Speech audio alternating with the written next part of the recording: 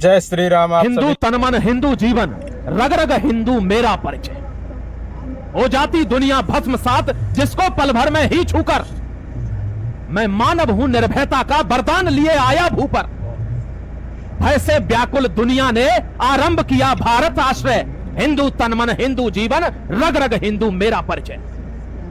मैं आप सभी से रिक्वेस्ट करता हूं कि यह वीडियो हर भारतवासी को देखना है, क्योंकि आज मन मेरा बहुत व्यथित है। यह कैसी विडंबना में हम फंस गए हैं। आज दुश्मन इतना सक्रिय है कि उसने भारत को आपस में भिड़ाने के लिए सारे मोहरे सजा दिए और हम अंधे हो चुके हैं। हम इस बात को समझ नहीं पा रहे और हम समझेंगे जब खेल बिगड़ जाएगा, जैसा हम मुगलों के समय नहीं समझे, जैसा हम अंग्रेजों के समय नहीं समझे, जैसा फिर होने जा रहा है। पढ़े लिखे होने के बावजूद, समृद्ध होने के बावजूद, संपन्न होने के बावजूद, सांस्कृतिक होने के बावजूद हम नष्ट हो ना जाएं, इसके लिए यह वीडियो मैं आज बना रहा हूं। बहुत ध्यान से देखिएगा। पीछे मेरे आप एक तस्वीर देख रहे होंगे और आप कह रहे होंगे सर ये भीड़ किस चीज की है। ये भीड़ हमारी है और हम आपस में एक दूसरे को मारने के लिए रोड पर खड़े हुए हैं। ये भीड़ हमारी है और इसके पीछे घात लगाए हुए कोई बैठा है जो मोहरों से पूरा का पूरा खेल देख रहा है। और हम वे मूर्ख हैं जो अपने ही पैरों पर, अपने ही हाथों से, अपने ही द्वारा धार दी गई कुल्हाड़ी को मारकर अपने ही पैर काटेंगे। ध्यान दीजिएगा इस बात पर। मैं जो भी आर्टिकल बनाता हूं उसमें मेरा कोई पर्सनल कोई स्वार्थ नहीं रहता। बस भारत माता से प्रेम है। मैं राष्ट्रवादी हूं और इस देश के लिए आखिरी बूंद तक मैं इसी तरीके से जागरूक करता रहूंगा। मैं खड़ा रहूंगा हर उस चीज के साथ जो मेरे भारत को खड़ा रखेगी।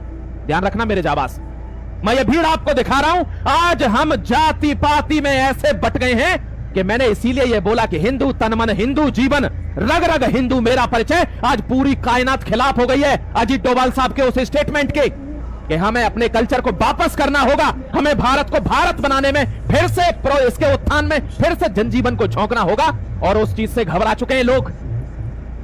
ये जो आज भारत में हो रहा है, ध्यान रखना, ये विदेशी प्लानिंग है जो फेल नहीं हो रही।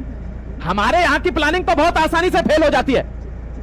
हमारे यहां क्या प्लानिंग बनती है कि कहां से वोट लेना है, किस एरिया का वोट लेना है, कहां से कौन नाराज हो रहा है, कहां से किसको खड़ा करना है। लेकिन विदेश की प्लानिंग अलग लेवल की है कि किसको कैसे खरीदना है, कौन कितने में बिक जाएगा, कौन जयचंद है, कौन मीर जाफर है, पहचानिए, किस तरीके से बिकेंगे ये भी देखिए। ये विदेश की प्लानिंग है। बहुत बड़ा अंतर है साहब, इसमें बहुत बड़ा अंतर है। आप समझ जाएंगे तो मैं दिखाऊंगा, टेंशन मत लीजिएगा।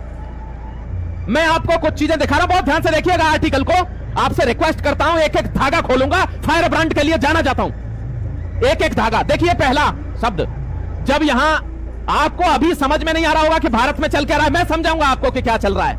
अगर आप समझदार होंगे और देश प्रेमी होंगे, मातृभूमि के लिए आपके सीने में अगर खून उबाल बनता होगा तो आप समझ पाएंगे कि मैं क्या कह रहा हूं। देखिए जरा एक बार, ये वो सीजेपी का प्रोटेस्ट है, इसमें धर्मेंद्र प्रधान का इस्तीफा होता है। हमारे यहां के न्यूज़पेपर नहीं, विदेशी न्यूज़पेपर क्या लिखते हैं, India Gen Z protesters puncture Narendra Modi aura invincibility. जो उनकी अजय रहने की ताकत थी, जो वो सारे विदेशी नेताओं का जब पूरे विश्व का सर्वे होता था तो सबसे पहले नंबर पर भारत का नेता आता था, उसको पंचर कर दिया जैन जी की पावर ने। भारत में कोई नहीं जानता था जैन जी क्या होता है। It is a terminology that has been given by the best. बताऊंगा, धागा खोलूंगा, देखते रहिएगा प्यारे जवाब। और पता है आपको ये भारत के खिलाफ मंसूबे इतने ज्यादा बड़े पैमाने पर क्यों फैल जाते हैं? भारत के खिलाफ इतनी सारी चीजें इतनी जल्दी हर आदमी को कैसे पता चल जाती हैं? क्योंकि वे लोग अपने मिशन पर हैं। वो लोग जानते हैं कि हमको जी जान लगाकर अपना मिशन पूरा करना है। और भारत में हमारे यहां पर जो राष्ट्रभक्त हैं वो क्या करते हैं, मैं अकेला राष्ट्रभक्त हो गया और किसी को अभी राष्ट्रभक्ति नहीं आनी चाहिए, किसी को पता ना चल जाए मैं हूं राष्ट्रभक्त। और उनका मिशन क्या है कि पढ़ा लिखा, गंवार, अनपढ़, विदेशी में, देश में जहां भी हमारा साथी है, हर आदमी को यह इंफॉर्मेशन पहुंचानी है। यह उनका मिशन है। इसीलिए आज इतने सारे मुल्क हैं, उनमें एक ही चीज बहुतायत में पाई जाती है। कमेंट में लिख देना झूठ बोल रहा हूं तो। लेकिन उसके बाद भी वो रोक नहीं रहे। और हम एक देश में हैं, लेकिन हम अपने अंदर एक नहीं हैं। ये आप ये अभी नहीं समझोगे, मैं जानता हूं, ये अभी नहीं समझोगे। ये तब तुम समझोगे जब तुमको दोबारा से ऐसे ही स्थिति में लाकर खड़ा कर दिया जाएगा जो हम सदियों से झेलते आए। क्योंकि आदमी की जागरूकता किसी को पसंद नहीं है। यहां देखिए, ये विदेशी अखबार लिखते हैं, पीओके में नरसंहार हुआ, 150 आदमियों पर खुलेआम गोली चल गई। लोग मारे गए पाकिस्तान के ऑक्यूपाइड कश्मीर में, एक भी विदेशी अखबार में फोटो नहीं आया कि आसिम मुनीर क्या कर रहा है। बट यहां नाम लेकर आता है that the invincibility of Narendra Modi has been punctured by Gen Z generation. लेकिन आप नहीं समझेंगे ये चीज। समझेंगे कैसे? जिसकी आगो कहते हैं ना, जब नाश मनुष्य पर छाता है पहले विवेक मर जाता है। भारत के उस युवा का विवेक मर गया है कि जिसमें सीजेपी जैसे गर्व है। राजस्थान पर छाती ठोक कर कहता हूं, सल्यूट है मेरे जाबाजों, आपके चरणों की अगर धूल मिल जाए तो मैं भगवान के चरणों की धूल मानूंगा। ये मेरी मिट्टी के बारे में मैं बोल रहा हूं, राजस्थान के। गर्व है, खून में इतनी पावर है कि ना मुगलों के समय पर गद्दारों को घुसने दिया था और ना आज घुसने दे रहे। लेकिन सरकार को यह नहीं दिख रहा है कि आज भी सरकार के विरोध में दिल्ली में खड़े हैं लोग, लेकिन वहां अपने घर में आज भी घुसपैठिए को घुसने नहीं दे रहे, विरोधी को घुसने नहीं दे रहे। कल फिर जोधपुर में पीटा गया है उन भारत के खिलाफ मंसूबे रखने वाले सीजेपी के प्रोटेस्टर्स को, कल फिर पीटा गया है इनको। ये राजस्थान की भूमि है साहब। अंग्रेज और मुगल और ये सब इतने बड़े मंसूबे और इतनी बड़ी प्लानिंग लेकर नहीं घुस पाए। आप तो टुच्चे हैं। 2 आदमी विदेश से पढ़ के आए हैं, राजस्थान में घुसने का ट्राई कर रहे हैं। अरे मर गए रे तुम्हारे बाप दादे। ये भारत की वो भूमि है जिसने कभी, आज की तारीख में अगर रजवाड़े अपना सोना मांग लेना, सरकार अगले 100 साल में कर्जा नहीं चुका पाएगी राजस्थान का। लेकिन साहब खानदानी है, परिवार से अलग हटने की बात किसी राजस्थानी ने आज तक नहीं करी होगी कि हमको अधिकार नहीं मिल रहा, हम देश अलग कर लेंगे, राज्य अलग कर लेंगे। नहीं, ये मातृभूमि हमारी है, भारत हमारा है। अगर कहीं गलती होगी हम संभालेंगे, लेकिन भारत से अलग थोड़ी हो जाएंगे। क्या आप अंगों को शरीर से अलग कर दोगे तो क्या शरीर स्वस्थ रहेगा? नहीं। राजस्थान इसके लिए जाना जाता है। सल्यूट है ऐसी वीर भूमि के लिए, ऐसी मातृभूमि के उस जगह के लिए जिसमें हमने जन्म लिया। जाबाजों देखना, ये भारत के खिलाफ अब ये दोबारा से एक आंदोलन अभी समाप्त नहीं हुआ। एक आंदोलन खत्म हो गया झारखंड में, एक दिल्ली में, एक चल रहा है दिल्ली में, लेकिन दोबारा आंदोलन आ रहा है सितंबर में, 5 सितंबर को। और ब्रिक्स की मीटिंग है भारत में। आप जानते हो आज भारत में फॉरेक्स रिजर्व इतना है कि हर जगह से पैसा भारत में आ रहा है। योगी जी मिलके आए जापान में, फिर से इन्वेस्टमेंट भारत में, नोएडा में इन्वेस्टमेंट। लेकिन ये किसी को पसंद आएगा क्या? क्योंकि नोएडा में इन्वेस्टमेंट आ गया, फिल्म सिटी यहां बन गई, मुंबई के लोग यहां रोजगार लेने आएंगे। यूपी के अंदर 1000 एकड़ में फिल्म सिटी बन रही है, 50 यूनिवर्सिटी नोएडा में बनने वाली है, जापान की, फ्रांस की यूनिवर्सिटी नोएडा में आ रही है। क्या इससे खुश होगा क्या कोई विदेशी महकमा? या इससे विपक्ष खुश होगा कि हमारा तो छुट्टी हो गई 2040-42 तक, हम नहीं इस कुछ भी सेंध लगा पाएंगे सरकारों में देश के अंदर।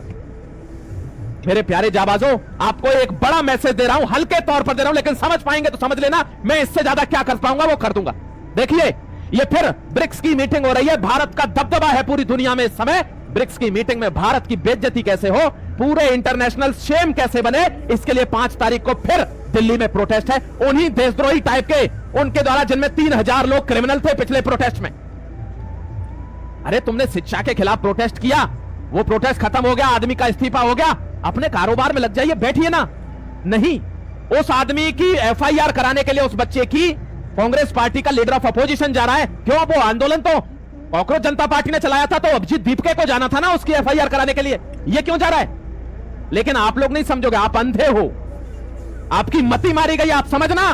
देखिए यहां पर आज तक कभी भारत में देखा था जैन अल्फा, जैन जी, इसकी कहानी बताऊंगा, अभी सबूत लेकर आया हूं। जैन अल्फा, छोटा बच्चा रोड पर आ रहा है। मेरे प्यारे जाबाज ध्यान रखना, जैन जी जो है वो मैक्सिमम 28-29 साल का है अभी। तो अभी 12 साल तो इस गवर्नमेंट को हो गए, तो वो 12-15 साल का ही था जब ये गवर्नमेंट बनी थी। तो उसने यही गवर्नमेंट देखी है। अगर वो पिछली गवर्नमेंटों के अत्याचार और आताताईपन देख लेता ना एक बार, उत्तर प्रदेश में या देश में जो हुआ था, कभी जीवन में सोचता नहीं कि गवर्नमेंट बदलनी है, या ये गवर्नमेंट खराब है, या ये आदमी खराब है। हर काम नरेंद्र मोदी नहीं कर सकता ऊपर बैठकर। नीचे के लोगों को जिम्मेदारी लेनी होगी, विधायकों को, MLA को, MP को, कि अगर स्कूल की व्यवस्था खराब है तो तुमको आगे आना होगा। हर चीज को प्रधानमंत्री सॉल्व नहीं करेगा। ये हमको जागरूकता लानी होगी, अपने इलाके के क्षेत्रों में जागरूकता लानी होगी, अपने सांसद को, अपने विधायक को बताना होगा। प्यारे भाई देखिए, बीजेपी में विकल्प ढूंढा जा रहा है नरेंद्र मोदी जी का। ये इनकी इंटरिम मीटिंग की बात है। अरे शुक्र मनाओ कि विकल्प ढूंढा नहीं जा रहा। अगर विकल्प ढूंढ लिया ना, भारत की जनता जानती है कौन है विकल्प, और एक बार वो मॉडल लागू हो गया, तुम सबका समझ जाइए क्या होगा। मैं क्या बोलूं इससे ज्यादा, तुम सबका दाना पानी तक बंद हो जाएगा। जो विदेशी पैसे पर आज फूले फिरते हो ना, 1 रुपए की रोटी खाने के लिए तुम, वो कहते हैं ना कि जो आज नवाब बने फिर रहे हैं वे रिक्शा चलाएंगे, सड़क पर झाड़ू लगाकर आपको रास्ता देंगे। ये नौबत आ जाएगी तुम्हारी अगर विकल्प ढूंढ लिया तो। ये मैं आपको बताऊं। अब देखिए, आरक्षण के ऊपर मुद्दा था कि शैक्षणिक संस्थानों में या नौकरी में या प्रमोशन में या creamy layer to creamy layer, देखिए ना, इस आदमी को आरक्षण मिला, ये एमपी है, एमएलए है, इसके पास सब कुछ है, लेकिन उसके बावजूद भी इसी के बच्चों को आरक्षण मिल रहा है। ये आज भी यही है, आरक्षण इसके नाम पर भी फट रहा है बिल, लेकिन इसको नहीं मिल रहा। ये भी SC ST का वही अति पिछड़ा में है, लेकिन नहीं मेरे दोस्तों, ये इसके लिए था आंदोलन, लेकिन आंदोलन कहां कन्वर्ट हो गया? यहां कन्वर्ट हो गया। शर्म आनी चाहिए, शर्म, हमको शर्म आनी चाहिए कि आंदोलन कहां का था और कहां कन्वर्ट हो गया। FIR हो गई SC ST एक्ट में। आपको SC ST एक्ट भी बता दूंगा क्या होता है, यह भी आपको क्लैरिफाई करूंगा। और गवर्नमेंट को इन चीजों को देखना होगा, वरना जो बाहर से बैठे हुए मोहरे हैं ना, वे पूरी तरीके से घुस चुके हैं इस खाल में। 1 मिनट नहीं लगेगा। और हमको आंखों के साथ, क्योंकि हम तो देखो जियोपॉलिटिकल एक्सपर्ट्स हैं, हम तो एनालिसिस करने वाले लोग हैं, हमको खुद चीजें दिखती हैं बिटवीन द लाइंस कि क्या चीज पक रही है। इसलिए आपको बता रहे कि अगर आप समझ पा रहे तो समझिए, इस आदमी के खिलाफ SC ST एक्ट में क्या हो गई है? FIR हो गई है। पहले लोग विजनरी हुआ करते थे, आगे के 20 साल की सोचते थे कि मुझे अगले 20 साल तक कहां पहुंचना है, क्या करना है, और विजन यही कहता है, विजन यही कहता है मेरे प्यारे भाई। लेकिन प्रॉब्लम क्या हो गई है? प्रॉब्लम यह हो गई कि हम पर निर्णय लेना नहीं आ रहा है। हम, भगवान श्री कृष्ण कहते हैं कि अगर कोई युधिष्ठिर को कहता है कि तुमको जुआ खेलना है और वो धर्मराज हैं, वो उनको आज्ञा का पालन करना है, तो फिर जुआ खेलोगे तो महाभारत झेलना पड़ेगा। ध्यान रखना, भगवान श्री राम कहते हैं कि अगर वचन आपके माता पिता को दिया गया है, आपके अपने किसी को दिया, अपनी मातृभूमि को दिया गया, जन्मभूमि को दिया गया है, तो उस वचन में अगर 14 वर्ष का वनवास भी है तो झेलेंगे हम, ये हमारी संस्कृति है। लेकिन अगर आप जुए वाले वचन को ही धर्म समझ लें, भीष्म पितामह अगर सारे अपराधियों का साथ देना ही अपना धर्म समझ लें, तो महाभारत आपको झेलना होगा। यह आपको निर्णय करना होगा कि आज भी देश में वे राष्ट्रभक्त में रहते हैं, जन्मभूमि के पूजक, कि जो आज भी दिल्ली में आपका विरोध तो कर रहे हैं, लेकिन राजस्थान में विरोधियों को घुसने नहीं दे रहे। यह आपको सोचना होगा, सरकारों को सोचना होगा। मैं तो केवल बता ही सकता हूं, निर्णय तो आप ही लोग करेंगे। प्यारे जाबाज, इनका एक विजन था कि 2047 तक हमें विकसित बनना है। पहले विजन था कि 5 साल गड्ढे भरने में लगेंगे, जो पुरानी कई पीढ़ियों से चले आ रहे हैं। अगले 5 साल महत्वाकांक्षी, यानी जो हमारी इच्छाएं हैं, रोड होना चाहिए, इंफ्रास्ट्रक्चर होना चाहिए, भारत में ही चीजें बननी चाहिए, कंपनी यहां आनी चाहिए, भारत की सुरक्षा सेना बहुत मजबूत होनी चाहिए। ये सब क्या थी? हमारी महत्वाकांक्षा थी कि भारत को कोई नोचे ना, कश्मीर में आतंकवादी हमला ना हो। इस पर काम हुआ, लेकिन अब एक एक करके अगर ये सारे काम होते चले जाएंगे तो विपक्ष तो खत्म ही हो जाएगा। विदेश में बैठी हुई शक्तियां वो सब निष्क्रिय हो जाएंगी। इसलिए ये विजन था कि यार ये तो 2047 तक सेट हो गया मामला, इसको खत्म करो। अंदर से घुन बन के भी कुछ लोग खा रहे हैं, दिखा रहा हूं, देख लेना। ऐसे आर्टिकल मैं भी बार बार नहीं बोल सकता हूं, जो एक बार आता है हृदय से वो बोलता हूं आपके सामने, कोई लिखा हुआ नहीं पढ़ रहा हूं कहीं से। ये मेरे भारतवर्ष के प्रति मेरे विचार हैं, जो मैं आपको बताना चाह रहा हूं, अपनी जनता को, अपने जागरूक करना चाह रहा हूं, देश के लोगों को, कि किसी बहम में फंस मत जाना। क्योंकि बाज की पंखें जब घायल होती हैं तो एक चिड़िया जिसकी कोई औकात नहीं है उड़ने की, वो भी उसको उड़ने के टिप्स देने लगती है। तो जब भारत घायल हो तो ध्यान रखना, हर टुच्चा मुच्चा बना हुआ जैन जी उसको सिखाने की कोशिश करेगा, लेकिन भारतवर्ष से बड़ी औकात थोड़ी हो जाएगी। जो बादलों का सीना चीर के पूरे विश्व को नीचे रख के अगर अपने आप को ऊपर विश्व पटल पर ला सकता है, वो भारत है। लेकिन जब दिन खराब होंगे, पंख जब घायल होंगे, तो कोई भी टुच्चा मुच्चा अपने हथियारों से हमको घायल कर सकता है। ये हमको समझना। देखिए, रक्षाबंधन पर $35 मिलियन का फंड आ रहा है। कल पूजा होती है गणेश जी को, मुंबई का भगवान नहीं राजा कहा जाता है, पूरे विश्व के राजा हैं गणपति बप्पा। कल उनकी पूजा होती है तो अंडों से उनकी पूजा पर हमला किया जाता है। और वहां से क्यों हमला किया गया? क्योंकि भड़क के उधर से कोई बयान दे, और उसने बयान दिया दूसरी कम्युनिटी के लोगों ने, ये ध्यान रखना आगे ईद आ रही है, हम भी तुमको दिखा देंगे, ये बयान दिया गया। और इसी का इंतजार हो रहा है भारत में कि कुछ तो कोई कांड हो कि जिसके चलते हम कुछ तो कर पाए, अपनी कुछ रोटी तो सेक पाए।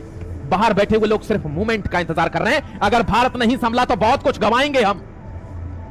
देखिए, भारत में TCS का अभी आपने कन्वर्जन पकड़ा था, रैकेट, विप्रो अजीम प्रेम जी।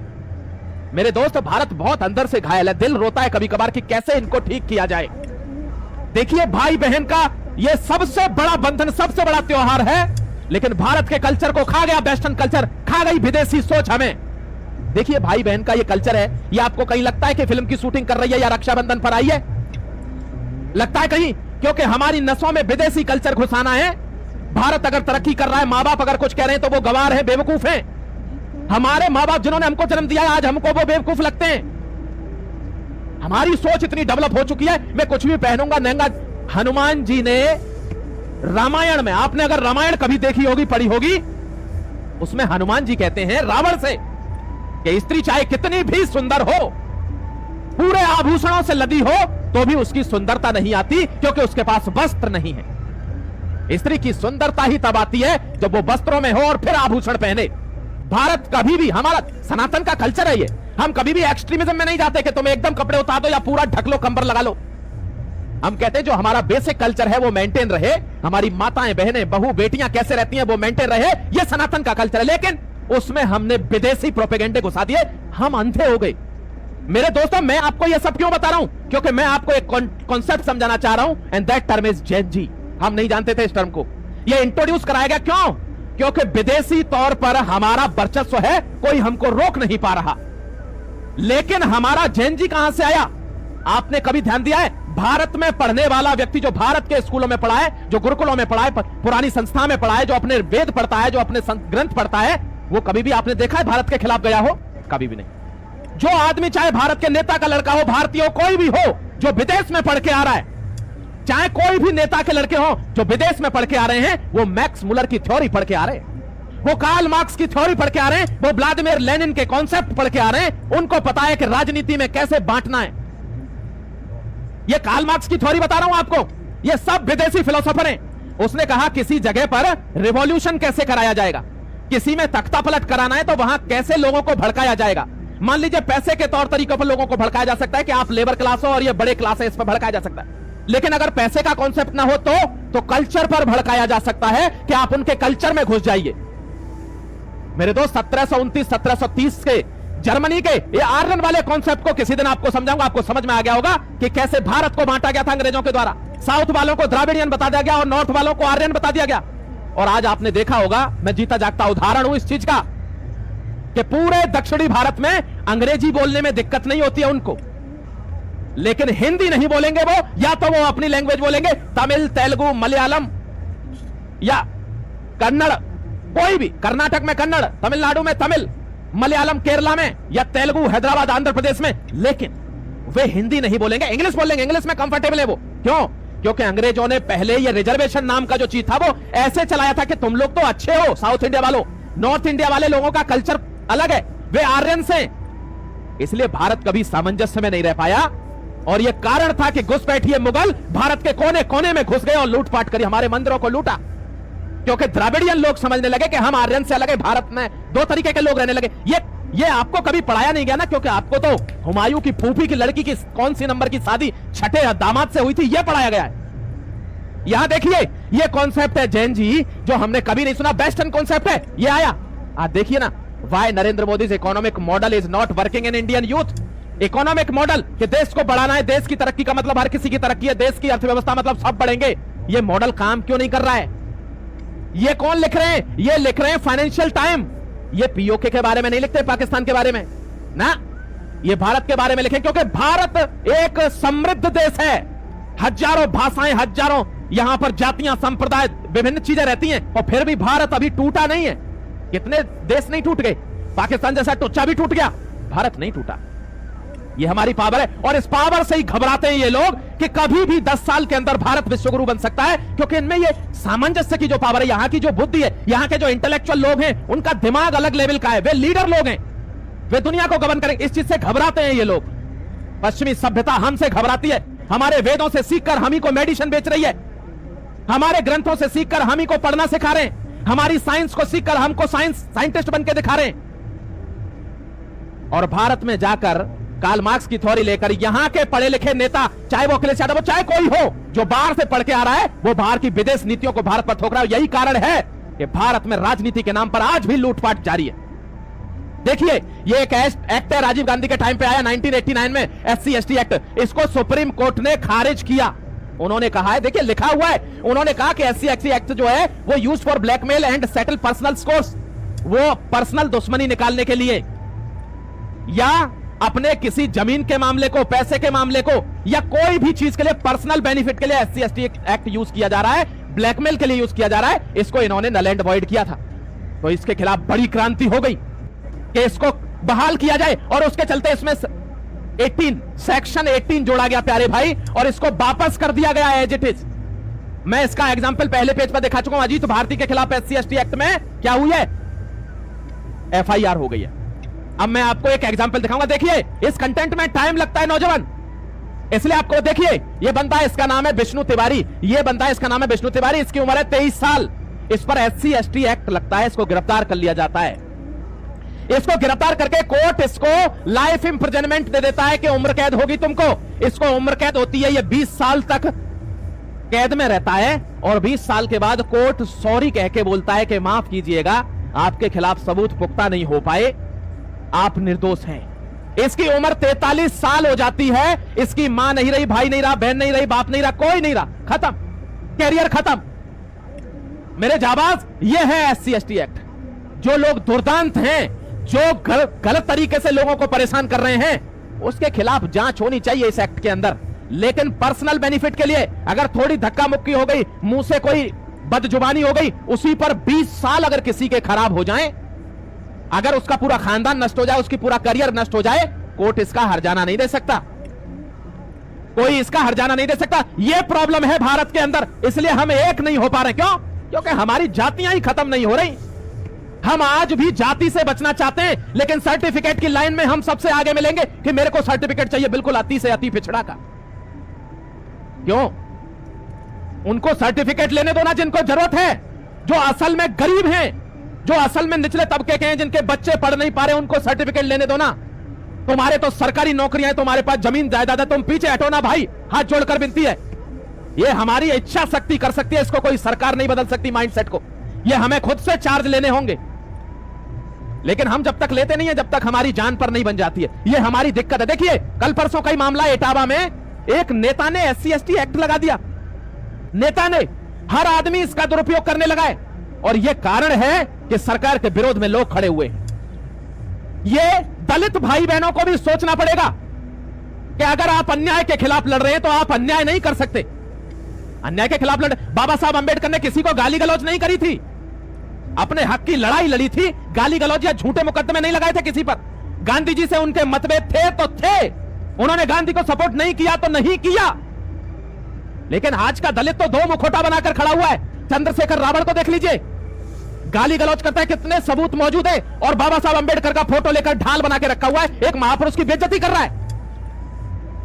यह हमारे सभी भाई बहनों को समझना होगा, वरना हम कभी भी एक सूत्र में नहीं बन पाएंगे। यह समझना होगा हमें। यह देखिए, भारत की इकोनॉमी में वो दिन भी आया है कि जब हम पर सिर्फ 2 हफ्ते का विदेशी रिजर्व रह गया, जिसको फॉरेक्स रिजर्व कहते हैं। आज भारत दुनिया के पहले 5 देशों में है फॉरेक्स रिजर्व में। इतना धड़ाधड़ लोग हमारे यहां इन्वेस्ट करना चाहते हैं, हमारे यहां व्यापार करना चाहते हैं, हमारे यहां बनाना चाहते हैं, हमारे यहां से बेचना चाहते हैं। चाइना कैसे आगे बढ़ा था? इसी फॉर्मूले से। लेकिन भारत में इंटरनल चैलेंज इतने हैं कि उसको आगे नहीं बढ़ने देना चाहते। यही के लोग अपनी पर्सनल रोटी सेकने के चक्कर में, ये बड़ी विडंबना है हमारे पास। देखिए, इसी SC ST एक्ट की बात बता रहा हूं आपको। रेवाड़ी में किसी के ऊपर लगाया जाता है, उसके परिवार के 3 लोग आत्महत्या कर लेते हैं इससे प्रताड़ित होकर। अभी मुंबई की घटना है, पूरा परिवार मारा जाता है इस एक्ट की चपेट में आकर। हमारे दलित भाई बहनों को, SC ST एक्ट लगाने वाले लोगों को भी यह सोचना होगा कि क्या आप अन्याय का साथ दे रहे हैं या आप न्याय के लिए यह कर रहे हैं। पर्सनल दुश्मनी में यह नहीं किया जाता है, यह हमको ध्यान रखना होगा। देश हमारा है। यह देखिए, 14.78 SC कम्युनिटी और 14.78 ST कम्युनिटी, ये 100% केसों में से फाइनल रिपोर्ट इनमें केवल दायर हुई है। क्यों? क्योंकि 86% मामले गड़बड़ निकल गए। 86%। ये हमको अकाउंटेबिलिटी लेनी होगी प्यारे भाई, कि तुम्हारे असली एक्ट के आड़ में कोई बहरूपिया इसका फायदा तो नहीं उठा रहा है। यह आपकी कम्युनिटी को देखना होगा। यह आपके लोगों को 8900 केस फर्जी पर्सनल बेनिफिट के लिए, ये बाहर से थोड़ी लोग देखने आएंगे। ये ध्यान रखना, भारत का अखंड होने का केवल नारा लगाकर अखंड नहीं हो सकता। मैंने लोगों से कहा कि एप्लीकेशन मैंने दिया है, जो कोर्स 15,000 20,000 में मिल रहा है, मैं पर्सनल चैलेंज, मैं सब कुछ प्रधानमंत्री के ऊपर नहीं डाल सकता या सब कुछ नेताओं के ऊपर नहीं डाल सकता। मैं क्या कर रहा हूं देश के लिए? मैंने बच्चों के लिए 199 रुपए महीने में एआई का टेक्निकल कोर्स चलाया। उसके एप्लीकेशन की फीस का खर्चा भी नहीं निकलेगा, बट उसको मैं दूंगा ना, क्योंकि मैं एहसान थोड़ी कर रहा हूं, मैं अपनी मातृभूमि की सेवा कर रहा हूं। मैंने नीचे कमेंट सेक्शन में लिंक दिया कि जाइए एप्लीकेशन से जुड़िए और मात्र 199 रुपए में पहले 1 महीने पढ़िए, और तब आपको लगे कि मैं कुछ सीख रहा हूं तो दूसरे महीने की फीस दीजिए। एक बार में थोड़ी फंसना है। लोगों ने बढ़ चढ़कर हिस्सा लिया, लोगों ने अंधाधुंध हिस्सा लिया, लोग क्लास ले रहे हैं, लेकिन वो एक चंद तबका है जो क्लास ले रहा है। प्यारे जाबाज, यही तो हमको सीखना है कि आज कोई भी आकर बाहर से विदेश से पढ़कर वकालत करके आपके ऊपर अंग्रेजी बोलकर बहुत बड़ा स्टाइलिश बन जाता है। हमारे गांव में, अपने गांव में जाता हूं, देखता हूं लोगों पर इंग्लिश के 2 शब्द नहीं आते और उनके सामने कोई इंग्लिश बोल दे तो वो बहुत बड़ा इंटेलेक्चुअल है। इंग्लिश एक भाषा है, बुद्धि नहीं है। वो आप भी सीख सकते हैं। ना विश्वास होगा तो 100-200 रुपए में कोर्स दे दूंगा उसका। ये हमारी नैतिक जिम्मेदारी है कि हम कैसे अपने आप को बढ़ाएं, अपने देश को बढ़ाएं। लेकिन भारत में इंटरनल चैलेंज इतने ज्यादा हैं कि कौन किस पर काम करे। आज सरकार फंसी हुई है, इधर कुआं इधर खाई। आज हमारा समाज फंसा हुआ है, इधर कुआं इधर खाई। अगर इनको वोट नहीं दें तो दूसरी सरकार आएगी, और दूसरी सरकार पहले ही कह चुकी है कि 90% आरक्षण करेंगे। हम 50% पर इतनी दिक्कत उठा रहे हैं, लोग दिल्ली में खड़े हुए हैं, वे 90% का जहर हमारी नसों में भेज देंगे, क्या होगा हमारा? लेकिन आज हम आपस में लड़ रहे हैं। क्यों? क्योंकि हमको जातियों में बांटा इसलिए गया है नेताओं के द्वारा कि हम जातियों में विभाजित होकर अलग। अंग्रेजों का क्या कॉन्सेप्ट था कि अगर भारत को हम नॉर्थ ईस्ट वाले लोग अलग हैं, आर्यन अलग है, नॉर्थ इंडिया वाले, द्राविडियन अलग है, साउथ इंडिया वाले, अगर हम ऐसे बांट देंगे तो ये आपस में कभी एक नहीं होंगे और अंग्रेजों को यहां से भागना नहीं पड़ेगा। सल्यूट करिए सुभाष चंद्र बोस को, जिन्होंने भारत को एक धागे में पिरो दिया और कहा कि तुम चाहे जो हो, ब्राह्मण, क्षत्रिय, वैश्य, शूद्र, जो भी कम्युनिटी हो तुम, सबसे पहले तुम भारतीय हो, सबसे पहले तुम हिंदुस्तानी हो। इस बात को मत भूल जाना। और तब अंग्रेज भागे थे यहां से। लेकिन ये चीजें हमको पढ़ाई थोड़ी गई हैं, हमको तो अलग चीजें पढ़ाई गई हैं। और जब तक हम ऐसे लोगों का बहिष्कार नहीं करेंगे, विप्रो कंपनी, अजीत प्रेम जी, भारत के कन्वर्जन रैकेट में, भारत के रक्षाबंधन को डिफेम कराने में, आपने देखा होगा सैफ अली जी ने वो प्रोग्राम रोका, बिंदी लगाना मना कर दिया एडों में। भारत की संस्कृति को धीरे धीरे नष्ट कर रहे हैं, धीरे धीरे कपड़े पहनना बंद करवा देंगे। हमारी संस्कृति तो हमारे विचारों से, हमारे पहनावे उड़ावे, हमारे कल्चर से ही है ना। इसको खत्म मत होने दीजिए। आपसे हाथ जोड़कर विनती करता हूं, जाति पात की इस लड़ाई को आगे ना बढ़ाएं, राष्ट्र के प्रति सोचें। राष्ट्र को, सरकार को भी यह आह्वान करना चाहता हूं कि जो राष्ट्रवादी, जो देशभक्त हैं, जो हर कीमत पर जीवन मृत्यु को अपने मातृभूमि से ऊपर नहीं समझते, उनके साथ अन्याय मत कीजिए। फिर मिलता हूं एक और धागा खोल एनालिसिस में। जुड़े रहिए आप जीतेंगे को सब्सक्राइब करके। डिस्क्रिप्शन में सारे लिंक आपको मिल जाएंगे। जय Hind, Vande Mataram, God bless you.